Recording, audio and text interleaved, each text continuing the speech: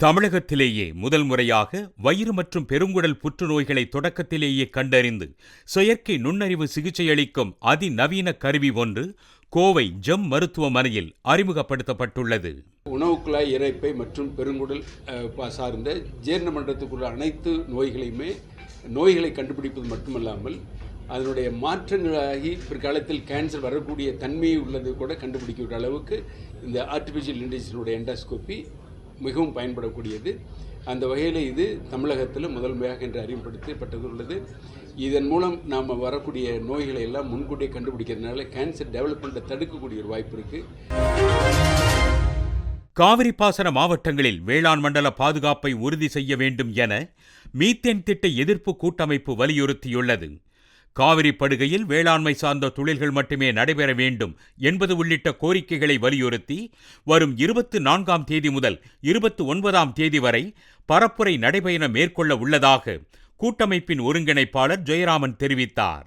வருகிற செப்டம்பர் 24 முதல் 29ஆம் தேதி வரைக்கும் இந்த நடைபயணமானது நடைபெற இருக்கிறது.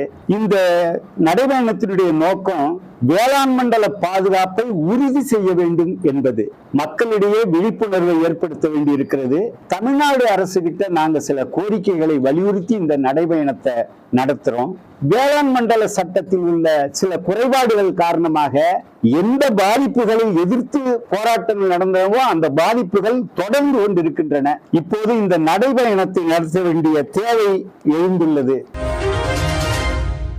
குறைந்தபட்ச ஊதியத்தை உயர்த்தி வழங்க வேண்டும் என்பது உள்ளிட்ட கோரிக்கைகளை வலியுறுத்தி செங்கத்தில் அங்கன்வாடி பணியாளர்கள் ஆர்ப்பாட்டத்தில் ஈடுபட்டனர். 10 ஆண்டுகள் பணிமுடித்த உதவியாளர்களுக்கு பதவி உயர்வு வழங்க வேண்டும் எனவும் அவர்கள் கோரிக்கை விடுத்தனர்.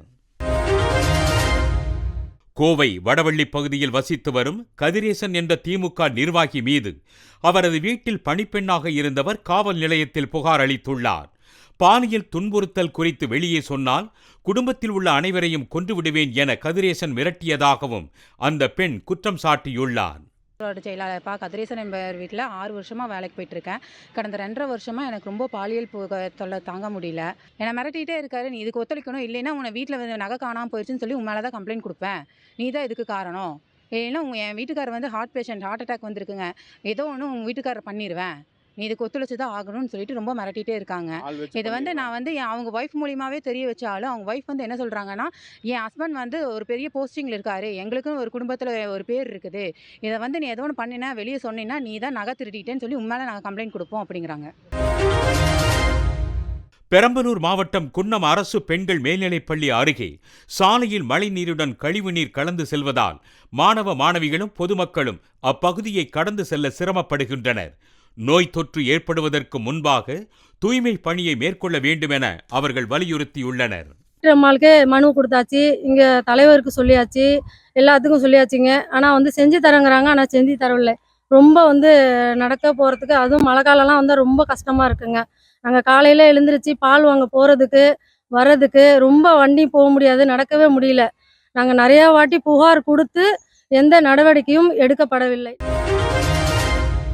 திருச்சியில் தரைக்கடை மற்றும் தள்ளுவண்டி வணிகர்கள் இணைந்து மாநகராட்சி அலுவலகம் முன்பு ஆர்ப்பாட்டத்தில் ஈடுபட்டனர்.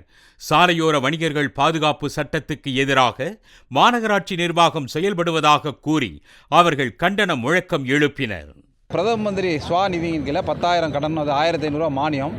அந்த கடன் விண்ணப்பத்தை உண்மையான தரைக்கடை வியாபாரிகளுக்கு கொடுக்காமல் வார்டு கவுன்சிலர்கள் மூலமாக 200 என்று பிரிக்கப்பட்டு அந்த வார்டு கவுன்சிலர்கள் தரைக்கடை வியாபாரிகள் அல்லாத அவர்களுக்கு வேண்டிய அவருடைய நண்பர்கள், அவர் குடும்பத்தை சார்ந்தவர்களுக்கு இந்த லோனை கொடுத்துருக்காங்க. எனவே அதை முறையாக விசாரணை செய்து போலியான அடையாள அட்டை வழங்கியிருந்தால் அந்த அடையாள அட்டையை ரத்து செய்யணும். உண்மையான தரைக்கடை தள்ளுக்கண்டி வியாபாரிகள் இன்னும் ஆயிரக்கணக்கான பேர் அடையாள அட்டை பெறாமல் வியாபாரம் நடத்தி கொண்டிருக்கார்கள். அவர்களை அடையாள அட்டை பெறுவதற்கான ஏற்பாடு செய்யணும்.